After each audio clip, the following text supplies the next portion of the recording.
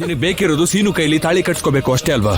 ಹೌದು ಚಿಕ್ಕಪ್ಪ, ಆದ್ರೆ ಅದ್ ನಡೆಯಕ್ ಸಾಧ್ಯನೇ ಇಲ್ಲ ಅಲ್ವಾ? ನನಗದು ಅರ್ಥ ಆಗೋಗಿದೆ.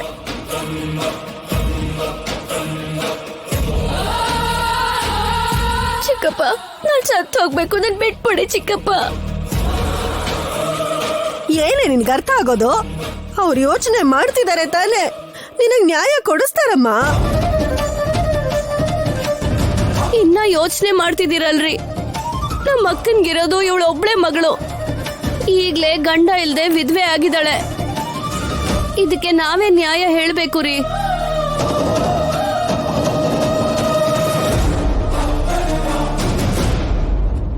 ಈ ಚಾರು ನೋಡಿದ್ರೆ ಸೀನು ಜೊತೆ ಮದ್ವೆ ಆಗ್ಲಿಲ್ಲ ಅಂದ್ರೆ ಸಾಯ್ತೀನಿ ಅಂತಿದ್ದಾಳೆ. ಈಗ ಈ ಹುಡುಗಿಗೆ ಏನಾದ್ರೂ ಆದ್ರೆ ನಮ್ಮ ಅಣ್ಣನ ಮೇಲೆನೆ ಕೆಟ್ಟ ಹೆಸರು ಬರೋದು. ಅಣ್ಣ ನೋಡಿದ್ರೆ ಈ ಹುಡುಗಿನ ಮನೇಲಿ ಇರಕ್ ಬಿಟ್ರು. ಈಗೇನ್ ಮಾಡೋದು?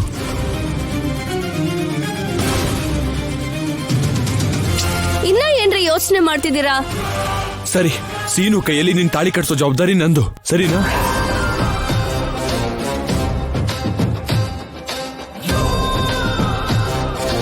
ಚಿಕ್ಕಪ್ಪ, ಮಾತ್ ಕೊಡಿ ಚಿಕ್ಕಪ್ಪ.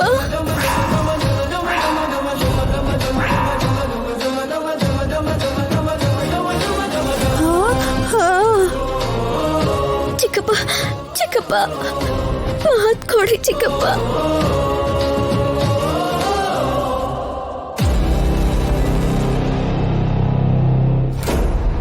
ಮಾತ್ ಕೊಡ್ರಿ.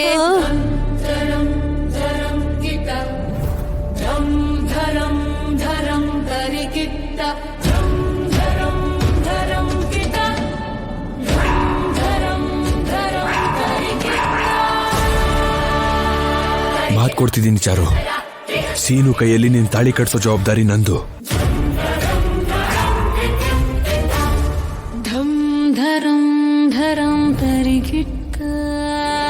ನಮ್ಮ ಅಣ್ಣನಿಗೆ ಊರಲ್ಲಿ ಕೆಟ್ಟ ಹೆಸರು ಬರಬಾರ್ದು, ಅದಕ್ಕೋಸ್ಕರನಾದ್ರೂ ಈ ಮದುವೆ ಮಾಡಿಸ್ತೀನಿ.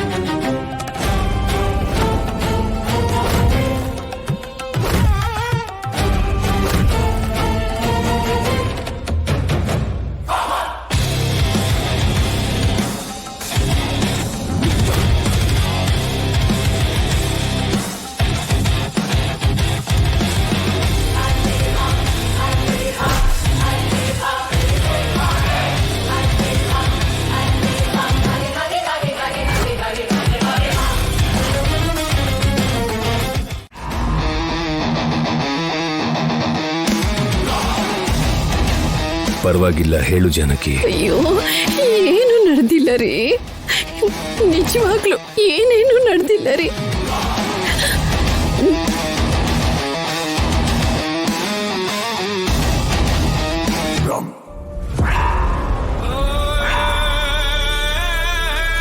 ನನ್ನ ಕೈಗೆ ಪ್ರಮಾಣ ಮಾಡಿ ನನ್ನ ಜಾನಕಿ ನನ್ನ ಹತ್ರ ಯಾವತ್ತಿಗೂ ಸುಳ್ಳು ಹೇಳಲ್ಲ.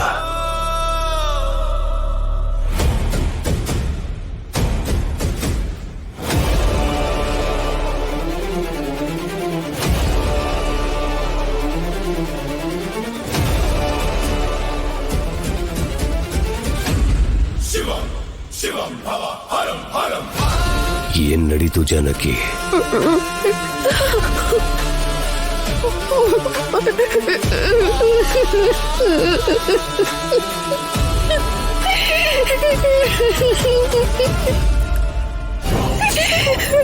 ಹೇಳು ಜಾನಕಿ.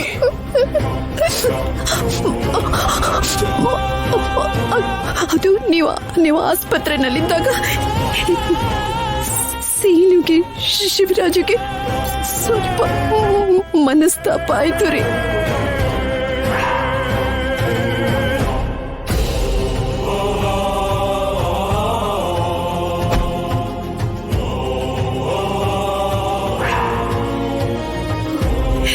ನಮ್ ಶಿವರಾಜು ಆಗ ಪಾರ್ವತಿ ಜೊತೆಲಿ ನಮ್ಮನೆ ಬಿಟ್ಟು ಹೊರಗಡೆ ಹೋಗ್ಬಿಟ್ರು ರೀ.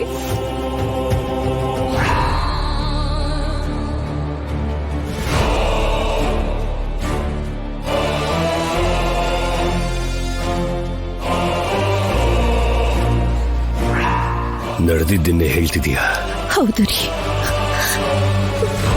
ನೀವು ಆಸ್ಪತ್ರೆಯಿಂದ ಮನೆಗೆ ಹಿಂತಿರುಗಿ ಬಂದ್ಮೇಲೆ ಶಿವರಾಜು ಮನೇಲಿ ಇಲ್ದೇ ಇರೋದನ್ನ ನೋಡಿ ಎಲ್ಲ ಕಂಗಾಲಾಗ್ಬಿಡ್ತಿರೋ ಅಂತ ನಮ್ ರಾಜಿನೂ ಆದ್ಯನೂ ಹೋಗಿ ಶಿವರಾಜುನ ಮನೆಗೆ ಬನ್ನಿ ಅಂತ ಕರೆದಿದ್ದಾರೆ.